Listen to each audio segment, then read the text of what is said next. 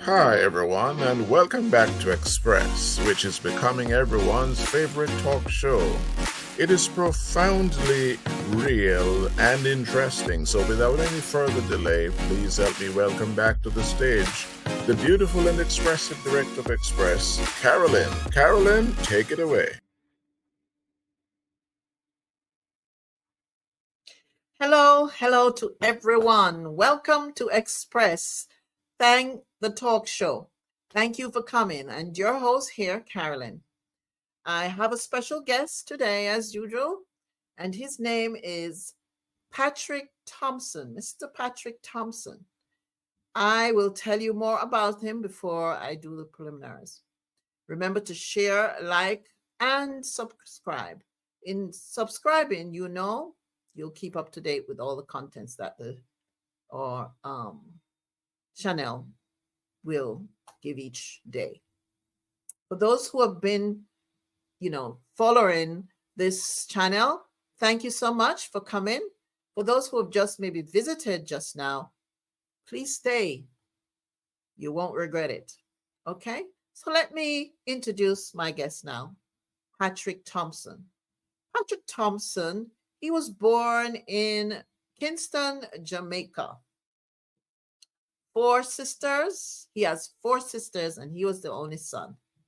So he's an elder at a church in Maryland. He's a teacher for a middle school in DC. He has a teenage daughter, and his hobbies are playing chess, dominoes. He loves reading about scientific and religious programs. He likes watching, reading scientific and religious programs. He enjoys watching also and playing basketball. But we're going to hear so much more from him.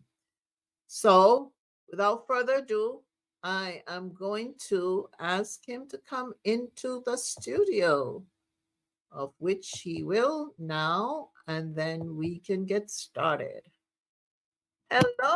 Hello, Patrick. Hi, How are Carolyn. you? I'm doing good. It's a pleasure being with you today. Yes, good. So, you were born in Kingston, Jamaica. I always seem to have people from Jamaica. No one else wants to do a testimony, but I'm still calling out for whoever, wherever you are, anywhere in this world. I am willing to interview you. So thank you so much, Patrick, for coming, It's a for pleasure. taking the time, because as usual, you're busy, taking the time just to share your story. So you were born in Jamaica and you are the only son. You have four sisters. Wow. You must have been really Interesting. spoiled, I, right? I know people like to say that I'm spoiled, but I usually use the term I'm cared for. And I Okay. don't think anyone will resist that if you're being cared for. Yes, that's a better way of saying it, really.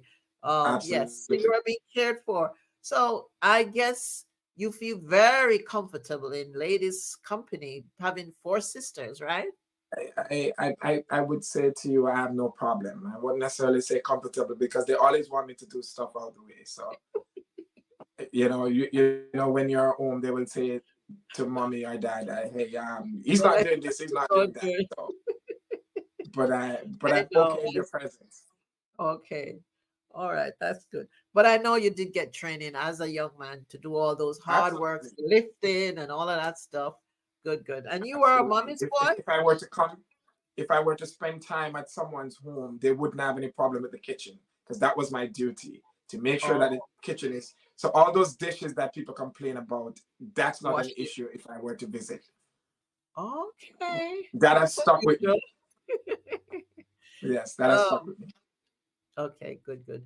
You say you were a mommy's boy. Usually mothers and sons, they have that special relationship. Would you I say? have a good relationship with my mom, but to be mommy's boy, I got most of the beating, so I don't know if that qualifies me for that. Really? So if that qualifies me as being a mommy's boy, when I'm in her presence, it's usually judgment. Okay. I guess she wants to have her son just doing right, right? On the narrow path.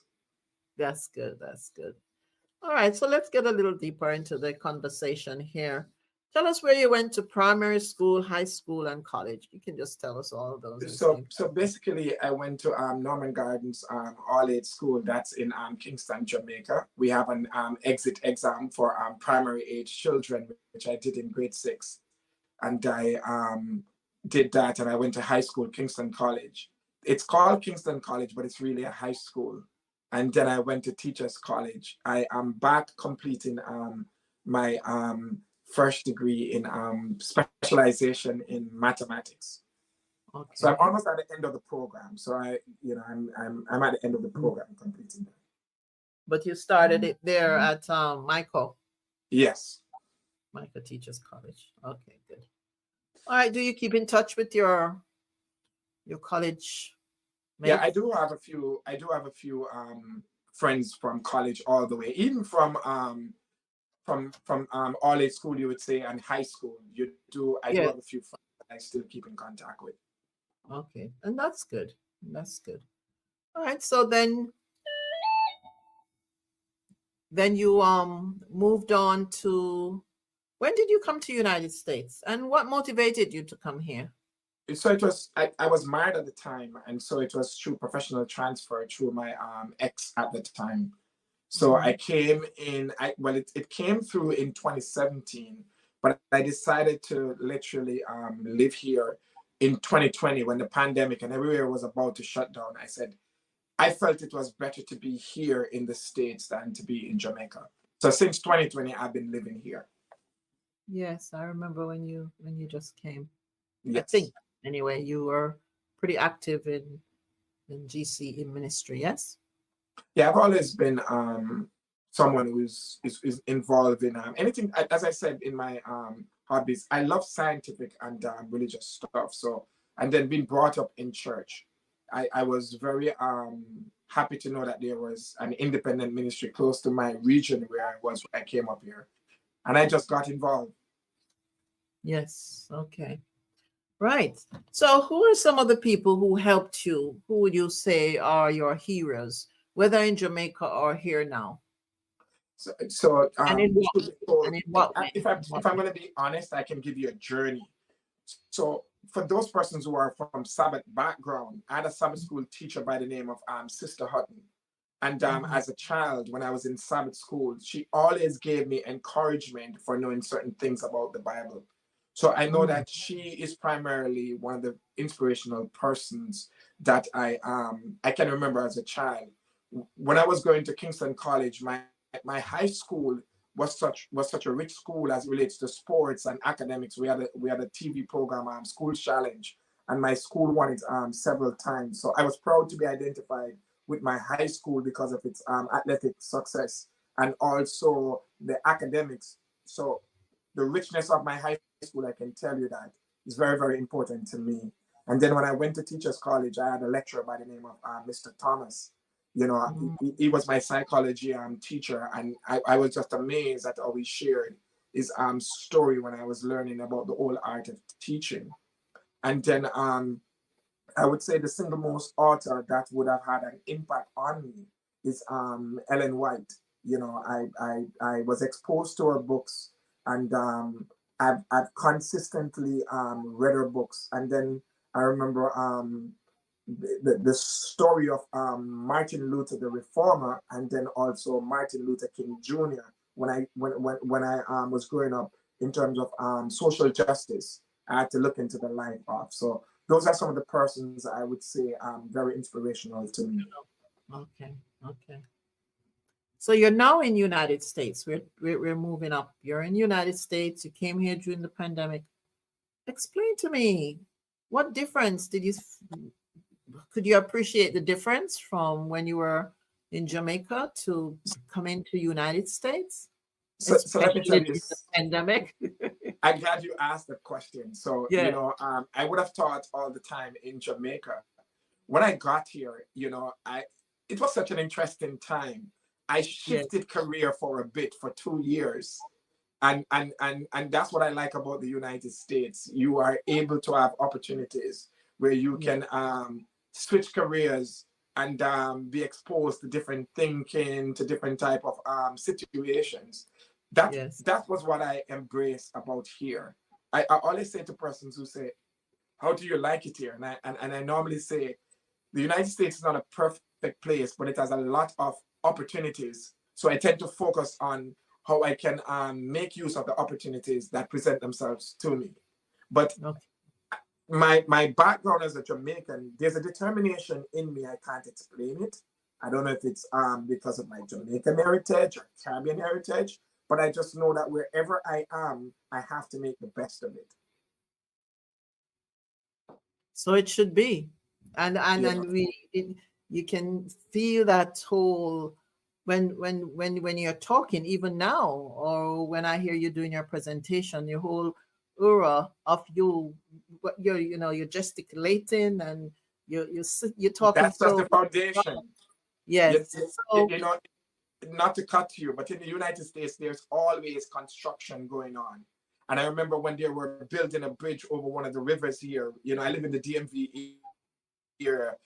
You mhm, could hear those pile drivers making the foundation, making sure the bedrock for those bridges being built here. And I could say that that's my Jamaican experience. It's riveted in me. So everything that is coming up is going to be based on that experience. So I can't escape it because it's residual. It's in me. yes, yes. I love your energy. Love your energy. Thank you. Okay. So you came during the pandemic, and you said you changed, you did something, a profession other than what you were trained. Would Absolutely. you mind sharing that with us? Absolutely. So I, Because I, you I went can tell to you that Michael College, Teachers College. So what did you do other than I, teaching? I actually end up being like how do I put it now? I went to work in a communications company and I did a little of that. It's like in Jamaica, you would call it like you're more like a customer service representative, so to speak. Okay. Okay. So I've never Okay. done that in my life. So I will tell you that. Okay. But that was good, because then you get to meet people, you get to hear their accents, you get to, cipher how different it was, because that's one I of the had to main things. provide solutions. Yes. That was one of the Okay. main situation beyond that, where you have to. And I remember, and I must say this to somebody, a very close family friend. He knows his, I wouldn't necessarily want to put him out there, but he knows what he said to me. He said, listen, one of the things I will tell you, if the book says you are to go to step 10 when you're offering customer service, when you're offering it, see if you can create step 11, and that will make the difference. Wow. Oh, And okay. that That has was made the good advice. difference. So that's what he said to me. If your training takes you to step 10, then you should be able to create step 11. And that is where, and I did that, and I was amazed as to how Hmm. persons responded. I'm gonna dig deeper. So what was give me a journal, just give me an idea of what you created. So You so made let's an say X you smile. Hmm. so let's say if you were to come to my place of work, and Hmm. it says that you were supposed to get, and just this is just for you, you were to get Exactly. 5 books on reading. But then in Okay. interacting with you, I know that you have a love for flowers. And then I would know that there's a part of our work environment where you could get knowledge about flowers. Then I would give you the 5 books on reading, but I'll also tell you that just in case you have some time, you can go here to get some information. And that would come out through conversation with you. I Conversation. never needed to have said that to you, but Mhm. because in our conversation, you brought that out, I would know that these resources are here. So I could direct you to that. So when you have completed your task with your reading, you could also have the opportunity to learn about the flowers that you would have spoken about, because people normally Mm. talk about things that they enjoy naturally. Yes. And if we Yes. have an abundance of that, where it's not breaking any protocol or anything like that, I can expose you to that. Okay. That sounds great. And if you did that for everyone, because when you highlight things that people like, and especially if they didn't necessarily tell you that they like it, but you've actually listened and realized that I'm sure they'll bond Absolutely. with you, and when they come back they want to talk with you because they know you can solve their problem. It's like you're And empowering your likeness, what they like. You're like, empowering that. yes, They'll appreciate that because they genuinely yes, like it. yes, that's true. All right, so You said you did mathematics when you went to Micro Teachers College. Tell me about I did, why do so you I did like it? primary education, and then when I Okay, went back, specializing. so when I went back, it had to do with training in mathematics Okay, specialization. okay. So because I've always loved all numbers, well, I love science, and I've never had a problem with it growing up as a child. So Mhm. I just figured if I'm going into teaching, I would go in an area that I found comfortable enough to work with. Of course, of course. You know, I'll be traveling. If I'm looking on the signs, I don't look at the numbers. But some And people now, do the opposite of what I would do. You know, you go to the different exits and you see the number, you rather remember the name of the exit instead of the number. absolutely. So tell me more about why you like mathematics. Tell me. So as I mentioned to you, I enjoy reading about scientific journals and religious journals. One of this, and I try not to spiritualize stuff, but I'll tell you one of the Bible stories that made me have an interest in science and religion. Hmm. The wise men found Jesus without a Bible. They said, "We have seen his star." Yes. And that has to do with some sort of calculation. If you look at modern mathematics and science, they said, "We have seen his star." They never said, "I spoke to a priest. We were reading this book about Daniel or Hmm. Malachi or Genesis." They said, "We have seen his star." And I found that to be very fascinating, and that sort of led me to recognize that, even in our life journey here, that calculations, mathematics is a very powerful subject to learn about. Hmm. So that's where my interest grew, and I know everyone loves their paycheck. They might not know the name of the boss, but they know the numbers if it's not right, Right. You're because they right. know what they work for. So the numbers can also give some significant, response. You know, Yes. we have a problem. You haven't paid me what I ought to get. Right. Because they can count it up and know. Absolutely. All right. So I know you had mentioned about um, sharing the gospel um, with using maths as well. Give me an idea how you will do that or how you have been doing that. So one of the unique thing about learning about mathematics is that you're going to come across persons who might not necessarily share a religious belief, but Mhm. they are your teachers, and I've encountered that. Now, my role as someone, as a person of faith, was not to be in a mathematics class to proselyte or to convert my lecturer. My role was to learn from my lecturer, but at the same time, I can't dismiss the fact that this person might not share my religious views. But I respected the fact that they were able to teach me mathematically, and I could learn about this, and so I can have success there. So that led me to research, and so in researching, in my own way, I have discovered certain patterns and situations in scripture. And when I ask people about it, they said, "Hey, I've never looked at that." And so I am at the forefront of wanting to bring forward a program that's called Calculating Christ. This is looking Mhm. at the humanity. If God became flesh, then he's allowed himself to be tested, to be numbered, all these things. So that's where I'm going in, and I'll definitely share to the world as we're doing. And I should say thank you for the opportunity on your platform, because you're allowing us to share here. So that's where I want to go. Use science, with a religious base to share. Did you know that the person who discovered the Human Genome Project was a Christian scientist? Okay. Yeah, so these are the things that I want to get into. And I do watch programs with persons who don't necessarily share a religious viewpoint as I do. So I didn't get a chance to be aware whether you have that program going or it's to start. And if you do, you can leave a number, you can leave a website right now if you want to. I will definitely. My YouTube channel is already established. I just did something there to have some profile there. It's called Calculating Christ. Maths and Men Ministry. That's the name of it, Calculating Christ. Okay. So And so the maths. content, yes, we'll start upload content the summer of this year. So that's Okay. when the content are going to be driven there. So the program basically it's Math and Men Ministry, and the program series will be called Calculating Christ. And this has to do with his humanity. Why do I say this? we're not looking into the religious spiritual side of the deity. If God became flesh, then scripture should reveal the human side of him. And that's what the program is about, revealing the human side The of Christ. human So we're not side of in any way, yeah, we are not in any way saying that mathematics can let you discover God. That's for the religious preachers, that's for the pastors and all those ministers. But as someone who has looked into science, we are interested in the humanity of Christ, and the mathematics is going to be you. Bible, one number that runs from Genesis to Revelation. That's what we're revealing to the world. Okay. You like to leave a number or email?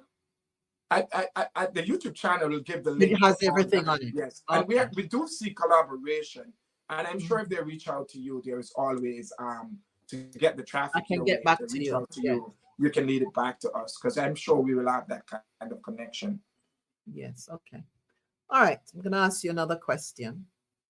What were some of the few of the most challenging moments in your life so far? So you remember when I told you I have 4 sisters earlier? Yes. I would say a relationship that has to do with females. You know, I was married. You know, so I always say to a person, I would never marry someone that I don't love.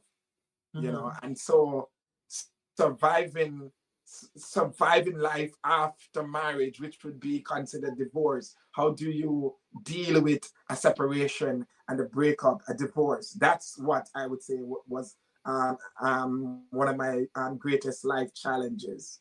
Okay. How was I able to navigate that for you to say, you know, Patrick, I like your energy. You know, it has not sapped my energy away. It has not taken away my life force, but it hasn't always been like this, you know, because the early seasons would have been seasons of, you know, disappointment, discouragement, you know. So if I were to give someone an encouragement, I would say this to them, that you really have to discover who you are, especially when you're facing a life challenge. You know, you have to know who you are. So I would say, in going through those challenging periods, for me, you know, divorce, I really, no one gets married to be divorced. And I'm talking about those who are genuinely in love with, I can't speak about the other side, but I can speak for me. I don't get married to be divorced. And it also gives me an opportunity to grow, because there are things that I wouldn't have known about, or perhaps would have done, that I now have to learn to say, if I'm going to go back into such a relationship, this is what is expected. This ought to be done. You know, so I would say my relational challenges would have been the greatest challenge for me. Okay. And how did you cope? How did you cope to, you know? So when I've always had a strong sense of who I am, and I love an appreciation of self. So that's one area where if a relationship ends, I don't think for me it's going to collapse my soul. I will be disappointed. I will be discouraged. So I have a strong sense of self in terms of surviving whatever situations. Secondly, family played an important role for me. And so I'm very close to my family. And so I was able, on those days when it's raining and you don't have an umbrella or a raincoat, or snowing, you know, you don't have a winter coat, you know, family was the huddle that gives that fire. And then for the little faith, I'm glad that Jesus used the reference as a mustard seed. You know, sometimes it's that little mustard seed faith that you have and in your relationship. So I would say family, my spirituality, and I also had the determination to learn about what would have caused my relationship to reach that particular point. You know, that's what gave me, and just to embrace life. You know, it's not the end of the world. You know, it's the end of the relationship, but it's not the end of the world. That's what helped me. And to get involved, you know, different projects, you know, work with young people. That's what helped me. Okay. If you should have a chance to talk with someone who is watching now, they're thinking about going through a divorce, they really don't want to, how would you advise that person? Especially, you know, the both of them really don't want to, put it that way. They don't really want to. What is there any advice you would give them to see if they can get it back together, their relationship? I would definitely, and we're talking in a case where if both persons, because if one person is Want unwilling, then and it the really other is doesn't not. make sense. Yeah. So, That's why I said so both. if both persons are willing, and we are going on the premise that both persons are willing, I would say to you, be honest to your partner. And if the outcome does not meet what your expectations were, at least your honesty will be a buffer for you. Be honest, be respectful, and listen, listen. Because day one might be the same situation that has been maximized into day 100. Mm. So sometimes it's the same concern that was raised at day one that becomes the main issue at day 100. But there has to be a willingness on both parties. Sometimes people give the notion as if to say it's one gender against the other gender, but no, it's a union of both gender where one decision can affect both. Okay. So, okay. So that's a pretty good advice. So now that you're here, you've overcome. What kept you going? I think you actually said it. It's What a kept love you? of life. It's a love of life. You have to. How would you put it now? Life is more than a relationship. As important as marriage is, not to take away from it, but there are different avenues of life where you can find self-discovery, self-worth. You can, as I said, I never dreamt that I would have been like in church leadership, to be an elder in church. When they asked me to lead, I asked them if they had the right person. They literally, my pastor and my elder will tell you, this is not something that I grab and go. It's not like I went to the drive-thru at the church and they served me something at Chick-fil-A. Sorry for those who might be vegetarian or stuff like that, but I'm just saying, I didn't just grab something that they gave me. I said to them, are you sure you have the right person? And they said, the mere fact that you asked that question, you are the right person. So you have to get involved, be willing to try things new, be willing. I have never held a snake in my life. And I went to a program that has to do with my school that's called outdoor school. And they said, in life, you have to approach your red zone, where your fear is, that might be. And I was at this nature in the Poconos, and they said, you're going to do something today that you have never done before. And they asked, which of you have ever held a snake? Now, I don't know about another person. I don't have a pet snake. I read the Bible a lot. The snake is what caused us to be here based on what was shared with us. So when I held that snake in my hand, to me, that was a turning point for me. I was facing a fear, So those are the things that, the newness of life. You face your fears. I went on the Ferris wheel in the National Harbor. I was I was in the box all by myself. I'm afraid of heights. So that's what kept me where I just did little things. I drove to different parts of the States the United States are a very big country. There are different areas that you can go. I went to New York all by myself during the pandemic. And to see those toll booths open, it was like I was in a horror movie. Everywhere was empty. So I have those kind of memories that let you know that you can do things irrespective of what's happening. Meet different people and don't rush for another relationship. I would tell you that. Don't rush for another relationship. That's very important to me. I would say that to someone. Take time to figure out, what is it that you're going to do with your new situation. And that's what helped me to cope, and be willing to share. Okay. You're a teacher. You're teaching right now. You said, what is teach as a teacher? What motivates you? What do you like best? What about your students? How you relate to your students? What do you like best about teaching? So I've always been told that if you're going to be an effective teacher, you have to have your life together. So even as you mentioned about going through, as I shared with you about going through divorce and stuff like that, when I went before my student, especially at that time I was in Jamaica, you have to make sure, in Jamaican terms, you would say you have to have it together. So but it's sooner or later. So when I go into I know your content, and then if there's anything that I want my students to discover when they come to school is a happy teacher. Why do I? Yes. This is very important. Yes. People will be at ease in a learning zone where the teacher is happy. Why do I mean by this? Because that's the one virtue I can expose my children to that is not necessarily readily abundantly about. So I'm a very happy person by nature. What I love with my student now, to be more definitive in where you ask, I play basketball with my middle school eighth graders as often as I can. Mm-hmm. Sometimes they win, sometimes they lose, but the motivation, is to ensure that I interact with them and then to give them the best of what I can give as it relates to learning the subject to be academically ready for their high school journey. So make sure they meet their academic requirements. And then at the same time, you have to have some sort of interaction with them to let them know that a teacher is much more than just a subject that they present in class. And I naturally love children. Yes, yes.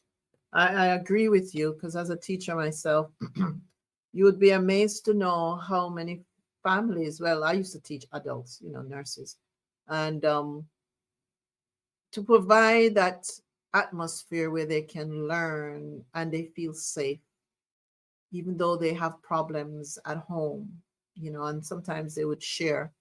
It's so important that they have a Definitely.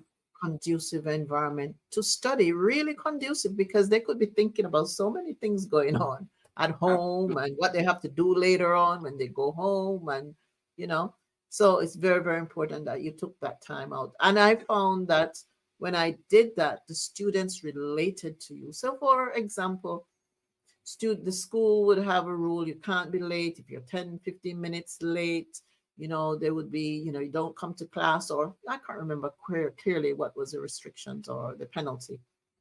And I would just tell them, call me, let me know what the problem is if you know you're going to be late. And I found students, they would come pretty early, or if they were going to be late, they would let me know. I had no problem with attendance at all because I opened it. I said, okay, things happen. If you're going to be late, just let me know. And they did that.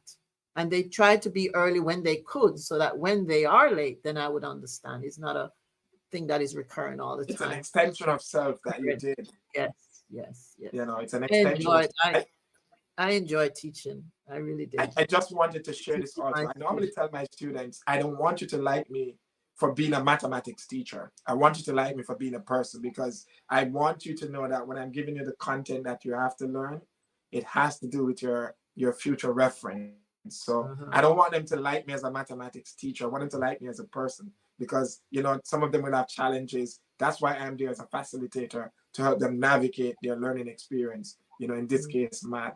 I should tell you that I also have the opportunity where I work. I work at a Christian school where I have the opportunity to teach one class of Bible to my homeroom students, and I treasure that. Okay. Okay. Yes, that I should let you know that I have the How do opportunity. they relate to that class?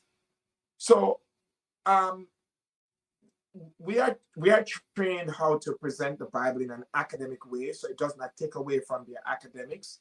So Mm. I give you an example where they will have to read scripture, and they sometimes will have to ask the questions of me. So if they're studying about the story of Joseph, they can relate to that as it relates to sibling. They will have to now ask me questions that they think would be important to them. And they would say, if you had brothers and sisters that did this to you, would you be like Joseph in forgiving them? Stuff like that. Mm. So they like that part where the Bible comes alive, so Right. I find that they Bit real. enjoy that. Yeah. Yeah, when it's real, Yeah. so far I'm not, I mean, young children, they will follow you, so they have no problem doing it, but sometimes they too want to pray, sometimes they don't want to pray. They'll Mm. be honest with you. But Mm. if I would genuinely say, in terms of an assessment, it's more positive than negative, genuinely more positive than negative. Okay. Would you say you were a strict teacher? When I would more say I am strict. I would more to say I am more of a conscientious teacher. When it is Okay. time for discipline, it's time for discipline. And when it's time Yes. for play, it's time for play. So I wouldn't Yes. say I am strict or I am not strict or I'm more conscientious. Because when you're dealing with different minds, young people, you can't be strict across the class because that Mhm. might work for some children. Others would have already been disciplined and would have been exposed to, doing their work. They don't need that strictness. They Mhm. need you to be conscientious to know that, hey, that smile on your face will make that big difference. When you have a class, when you meet the students for the first time, or do you follow your students to the next class, or you have one class that you teach and you have new students that come in? So I will tell you the human experience. One of my eighth graders said to me, "Sir, I need to have your numbers." That's what he said to Okay. me. That's by association. So sometimes, the human experience, some persons are going to be connected to you for life. So Mhm. I'm on social media. My students know where to find me. And Mhm. so I can tell you honestly that quite a number of my students are my friends on social media and they Mhm. send the requests. Okay. Okay. And so that's important to me. They are the ones who send the request. So I guess in young people's term, sorry school, because they are not going Okay. to necessarily expose it to their Want to social be. media profile if they don't find you to be cool. So the Mhm. continuity, I would not say with everyone, but I have a good relationship with my students, both Mhm. present and past. Okay. There's something I noticed when I would meet new students. I literally could tell who was going to give me a hard time. Seriously, at first meeting, I said to myself, yeah, that one, yeah. And I used to enjoy doing that because then my love would be more to the one who I think would be more difficult. Because I would set myself up already. Tell me when you have a new class, this is why I asked if you have students coming in each semester Yeah. or for the year you have the same students. How does it work for you where you're teaching? Yeah. So we have the same. So I teach in middle school. So I work with sixth graders, seventh graders, and eighth graders. Okay. So, and that's for the year. But I can tell you, as you mentioned that about students who might be more challenging. I was one of those students in school. Okay. So I knew my work, but I gave a lot of trouble. I can tell you that. So when we are in class and they are giving me trouble, I normally say to them, "Hey, I was a troublemaker too, so I can give you some trouble too." So they are surprised by that. What do you mean by you're Yeah. going to give us trouble? So well, I said, well, okay, my trouble is to give you more work than the other students. And they said, sir, you can't do that. That's not fair. And then sometimes I will say this to you. Teaching in the United States was a bit different in terms of how the students communicate with you. If I play Yeah. basketball with my students and I miss a shot, they will say to me, sir, you're trash. Now, they don't mean that I'm trash. They're really saying your basketball game is trash. Now, Yes. I Yes. had to process that. So when they miss a shot or I win the game, I would say to them, I'm the trash truck driver. So I took the name that they gave me. I never looked at it because in Jamaica or in the Caribbean setting, That's people are downgraded. very mindful as to how children speak to teacher. In the Yes. United States, there's more leverage for that kind of communication. And I Mm. wasn't bothered by it in the sense that once I found out the cultural difference, it wasn't a matter of disrespect to the teacher per se. They were just talking about my game. And then I just played along with it. So when I beat them, I would tell the students that, hey, I'm going to take you off the court because I'm the trash truck driver. Mhm. So it's Mm. it's good to let them know that you're human too. If if Right. if if if I used to give trouble, let them know. Yes. So don't Exactly. have a soft skin. Yes. Don't Always have a soft, high. Yes. yeah, They and like don't when get, you can relate to them. yeah, you Yeah. can relate to them. So Yes. that's Yes. my experience. But and I Oh, enjoy teaching. so how do you deal with students that you'll be teaching a class and some they you're teaching the class and some with you going and then another set always said, Miss, I don't understand. And the students who are going along, Miss, don't stop and explain anything again. How long, how often, so it's like you have two sets of students, one that is getting it and the others that you have to be so much more careful and explain things a little bit more with them. How do you That's a relate to very good those? question you ask. So my school has a system, mathematics program, IXL, that teaches the kids. So let's say I'm teaching in class on a concept, I'll have to go to the different rounds of making sure that every child, because no child must be left behind. But there, Right. we have a platform that we use in our mathematics learning assessment, Excel, that it grades the student based on their ability to do each activity. So let's say I'm doing addition, and I should give them an Excel activity. When they're doing it, the test will bring them back to the grade level that they should be. So if I was teaching an 8th grader about addition and this child is having a struggle, it is so psychometrically sound and computer savvy that is going to bring them back to the grade level that they're operating at. And so the more they get right, it will bring them up to the grade, and it will tell them the grade level, that the skills that they are working with. And then, as usual in teaching, you have to give more time to the students who, yeah, so if parents are in agreement and we can spend additional time on that. But I can say to you, my school has the resources where they are exposed to testing online. And this is using everyone has a Chromebook that they work with so that it will test them at their level. So in terms of in the classes, you're talking about giving the teacher instruction. Of course, in terms of classroom management, my teachers in college would have a fit if I ignore that. So you try to make sure you have the classroom on the same pace and place.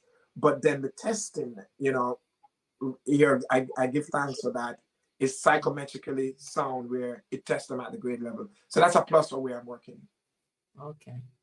Technology, right? Technology. Well, we're coming to the end of our conversation. Is there anything else you want to tell us that I really haven't asked you that you'd like to share with the audience? If I would say to anyone, just as how you're doing this, and I appreciate you for having me on your platform. You're welcome. Think about making an investment in the digital world. Okay. What is it that you can share to the world? What is it that you can create and put on this digital platform so that other persons in their quiet time, in their 24 hours, can have access to make a difference in the world? That's what I would say to you. Don't just come online and watch. What is it that you can create so that they can be in the same space as you're on the Express Talk Show? And as I would want to go with mine, that's going, do something, be willing to share of yourself, because you will help humanity. Okay, great. Awesome. Very good. Before I close, okay, yes, so you gave that point. Going back to maths. If someone's watching you and is so scared of maths, they find it so challenging. Can you give them a basic advice where they should start to make it much easier? I will tell you this readily. A lot of persons don't realize, but did you know that reading helps a lot in your foundational mathematics understanding? Okay. Yeah, so I will say to you, read a lot and start where you're comfortable. We are in a time and place now where you can go online and you can have access to grade 1 math content, grade 2 math content, grade 3. You can privately work your way up. You don't have to feel bad. I will say to you, start where you're most comfortable. If you can add only 1 + 1 = 2, that's fine. Start there. Then you go to add 2 + 2, and then if you're not able to work out the process or the procedures, there are very many virtual tutors and videos. Math Antics is a good platform that you can, Teacher J. There are platforms that can help you in your private space, and these are virtual tutors that will help you to learn. But I will say, be comfortable. If it's grade 1 you're at, you don't have to tell anyone. And once you start there, the more you practice, the more you learn. Okay, thank you so much. It's a pleasure. Thank you. Okay, so bye-bye now until, we will close right now. Thank you. You're welcome.